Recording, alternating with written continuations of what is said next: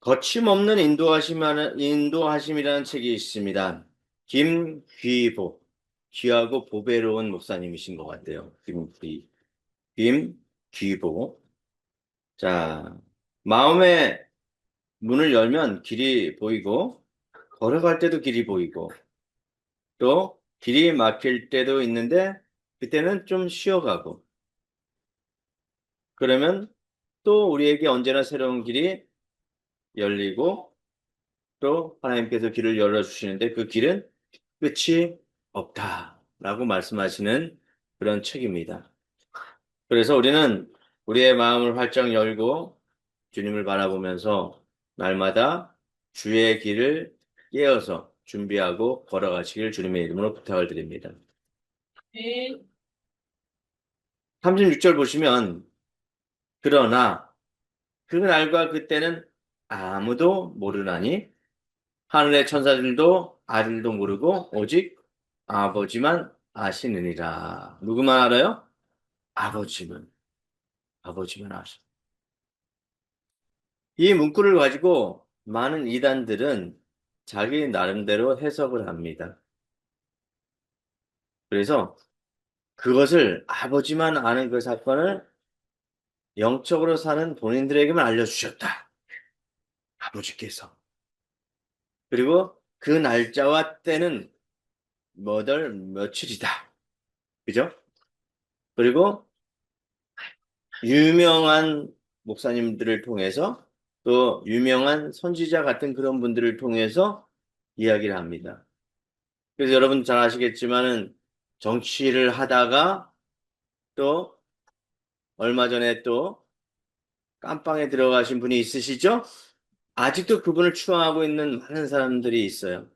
맨 앞자리는 금자리, 은자리 해서 여기는 100만 원, 여기는 50만 원, 여기는 10만 원. 그의 옷깃만 스쳐도 병이 낫고, 그리고 그의 옷깃만 스쳐도 잘 된다. 라고 하면서 많은 사람들이 현혹되어 있지요. 그죠? 무슨 궁을 만들어서, 거기에서 그분의 옷자락을 만지려고 그렇게 애쓰시는 분들이 아직도 많이 있다고 합니다. 그리고 또 주위에 있는 사람들을 꼬여서, 꼬드겨서 아직도 깜빵에 있는데도 데리고 가고. 그죠? 혹시나 우리가 1억 천금을 받고 누리는 것처럼 거기에 투자해야 된다라고 하면서 아직까지 얘기하는 그런 사람들이 있죠. 그래서 이 마지막 때가 되면 이단들도 많아지고 그리고 마지막 때라 얘기하는 그 재림주도 많이 생겨난다고 이야기하고 있습니다. 성경이 말하는 이야기입니다. 그래서 시절을 보면 우리가 마지막 때를 알 수 있다라고 이제 성경은 말하고 있는데요. 하나님의 말씀 중에 인자가 오심이라는 그런 내용이 있습니다. 바로 오늘 마태복음 24장 29절 보시면 이렇게 기록되어 있습니다. 그날 환란 후에 즉시 해가 어두워지며 달이 빛을 내지 아니하며 별들이 하늘에서 떨어지며 하늘의 권능들이 흔들리리라. 마지막 때에 일어날 징조입니다. 그때 인자의 징조가 하늘에서 보이겠고, 그때에 땅의 모든 족속들이 통곡하며, 그들이 인자가 구름을 타고 능력과 큰 권능으로 오는 것을 보리라. 자, 그리고 31절에 그가 큰 나팔 소리와 함께 천사들을 보리니, 그들이 그의 택하신 자들을 하늘, 이 끝에서 저 끝까지 사방에서 모으리라. 자, 예수님께서 이제 십자가에 못 박혀 돌아가시고 부활하시고 승천하셨잖아요.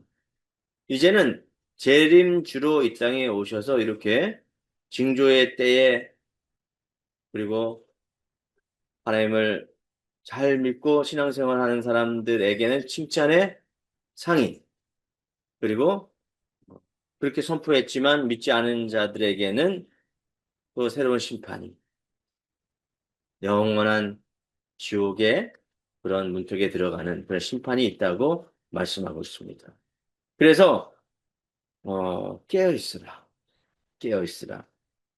그리고 32절에 보면 무화과 나무의 비유가 나옵니다. 근데 무화과 나무 그 가지가 연하여지고 잎사귀를 내면 여름이 가까운 줄 안 하니. 그죠? 우리가, 어, 겨울이 지나면서 저는 봄이 되는 징조를 그 나뭇잎에서 봅니다. 꽃망울이 올라오기 전에 싹이 올라와요. 조그만 싹이 올라오는데, 아, 이제 봄이 다가옵니다. 그리고 난 다음에, 아, 제일 먼저 피는 꽃이 있죠. 그죠? 그리고 나서 얼마 안 있으면 목련에 몽울이 올라오면서 화사하게 목련이 피어집니다. 그러면 이제 봄이 왔구나라고 알 수가 있죠. 이 마지막 때, 인자가 오는 것도 이와 같다는 얘기예요. 주위를 돌아보면 우리가 인자가 오는 때를 알 수 있다는 것이죠. 그래서 33절에 이와 같이 너희도 이 모든 일을 보거든 인자가 가까이 곧 문 앞에 이른 줄 알라.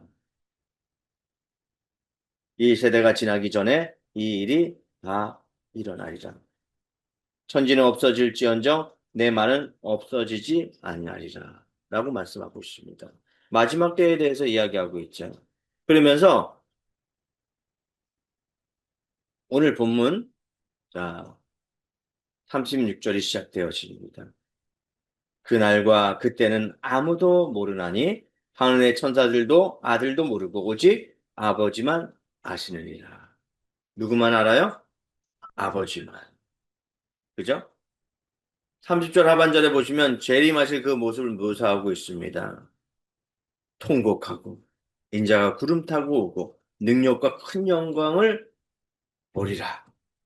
큰 나팔 소리와 천사들을 보내리니. 그죠? 이 마지막 때에 일어날 징조입니다. 곳곳에서 지진과 기적, 이적 같은 그런 말도 안 되는 일들이 일어나며 또 전쟁의 기운이 일고, 그죠? 자, 그럼 우리가 더 중요한 것이 있습니다. 주님은 반드시 오시는데 그 오심을 우리는 어떻게 기다려야 할까요? 어떤 마음의 자세로 기다려야 할까요? 그것이 우리 본문에 대한 말씀입니다. 자, 첫 번째. 미래의 약속을 바라보며 기다려야 합니다. 따라해 보시기 바랍니다. 미래의 약속을 바라보며 기다려야 합니다. 오늘이 현존이죠. 현재죠. 그럼 내일은 미래죠. 그죠? 그럼 하나님의 약속, 마라나타, 주님께서 오신다는 그런 소망이 우리 안에 내재되어 있어야 된다는 것입니다. 그냥 하루하루를 살아가는 것이 아니에요. 여러분, 당장 주님께서 오신다면 기쁘십니까? 혹시 기쁘지 않은 분도 있으실 수 있어요. 내 남편은 어떡하지? 내 아내는 어떡하지? 내 주위에 믿지 않은 사람들은 어떻게 하지? 그런 생각을 하실 수 있습니다. 그죠?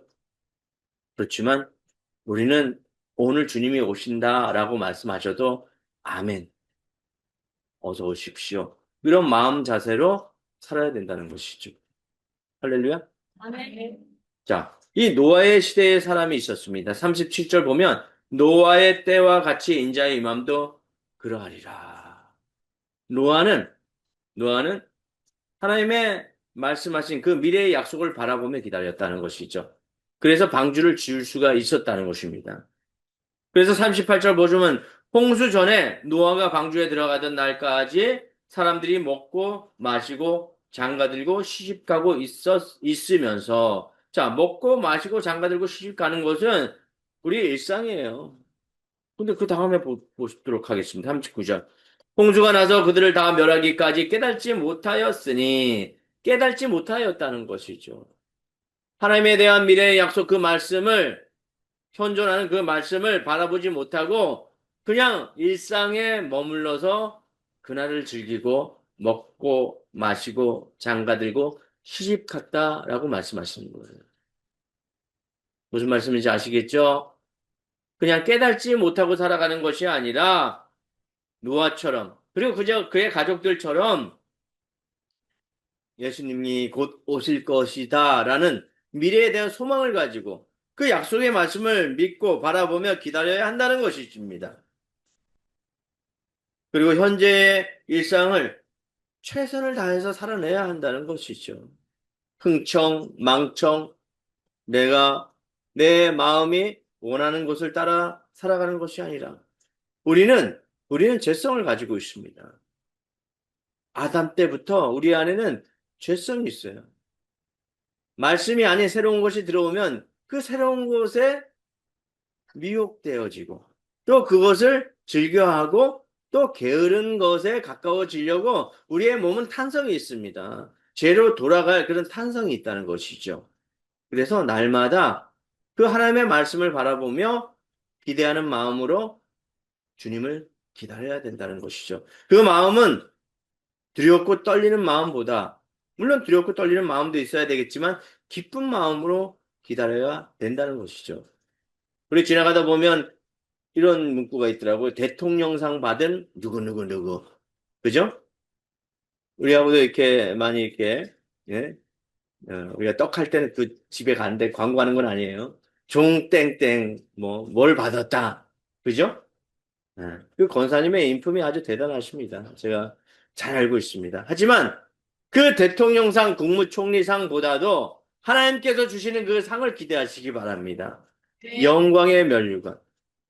얼마나 귀합니까? 세상 사람들은 하나님께서 주신 그 상을 깨닫지 못하고 그냥 하나님이 있는 듯 없는 듯 그렇게 세상에서 주는 상을 기대하면서 살아요. 그건 잠시뿐입니다. 영원히 우리에게 주신다는 그 면류관, 영광의 면류관을 기억하시고 그리고 살아가시기 바랍니다. 그것이 미래에 대한 약속이에요. 하나님께서 말씀하셨어요. 그 약속을 그리고 성취하신다. 이제 곧 홍수 심판이 다가옵니다. 사람들은 눈을 감고 귀를 막았습니다. 생각하지도 않았어요. 그러나 노아와 그의 가족들 그리고 여러분들은 그 약속의 말씀을 바라보고 기대했기 때문에 방주에 들어갈 수 있는 것입니다. 두 번째예요. 깨어 기다려야 합니다. 따라해 보시기 바랍니다. 깨어 기다립시다. 네, 여러분, 어떻게 준비해야 돼요? 깨어 기다려야 합니다. 40절을 보시면 그때 두 사람이 밭에 있으면 한 사람은 데려가고 한 사람은 버림을 받습니다. 버려둠을 당할 것이요. 또 두 여자가 맷도질을 하고 있으면 한 사람은 데려가고 한 사람은 버림을 받을 것이라 라고 말하고 있습니다. 똑같은 자리에서 똑같이 일하는 사람인데 한 사람은 데려갑니다. 무엇이 다른가요? 무엇이 달라서 이렇게 한 사람은 버림받습니까? 한 사람은 구원을 받고 한 사람은 멸망당합니다. 그것은 무엇입니까? 예수님을 잘 믿었다는 것이죠. 똑같이 그 자리에서 직장 생활하고 일하지만 예수님을 잘 믿는 사람들은 구원을 받을 것이요 믿지 아니하는 자는 버림을 받을 것이다 라고 분명히 말하고 있습니다. 무엇이 다릅니까? 깨어서 있어야 돼요. 깨어 있어야 된다는 하나님 말씀에 있어야 된다는 것이죠. 예수님께서 재림하실 때에 그들이 친히 열심히 일하고 또 사랑하는 가족일 수도 있습니다. 하지만 그 운명을 결정하는 것은 예수님을 믿는지 안 믿는지에 따라서 삶이 결정되어진다는 것이죠. 할렐루야. 아멘. 믿음은 구원을, 그죠? 그 구원으로 인해서 우리가 영원히 존재하는 그러한 천국에 들어가는 것입니다.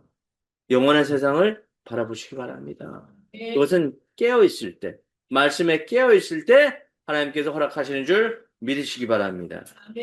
우리 42절 깨어있으라. 그러므로 깨어있으라. 어느 날에 너희 주가 임하는지 너희가 알지 못함이니라. 그죠? 깨어있어야 합니다. 정신 차리고 있어야 된다는 것이죠. 마지막으로 미래를 준비하며 기다려야 합니다. 어떻게 기다려요? 미래를 준비하며 기다려야 합니다. 44절이에요. 너희도 예비하고 있으라. 무엇하고 있으라?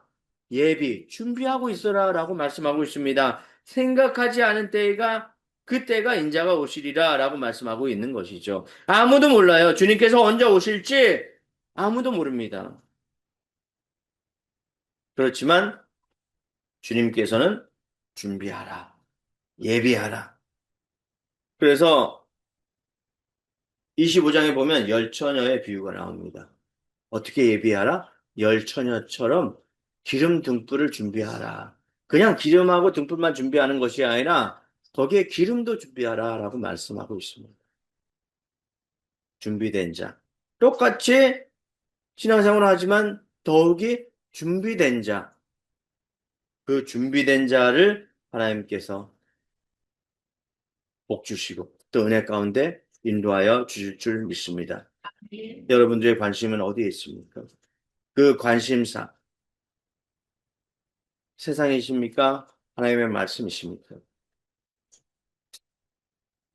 하나님의 말씀을 중심으로 준비하시기 바랍니다. 기도합니다.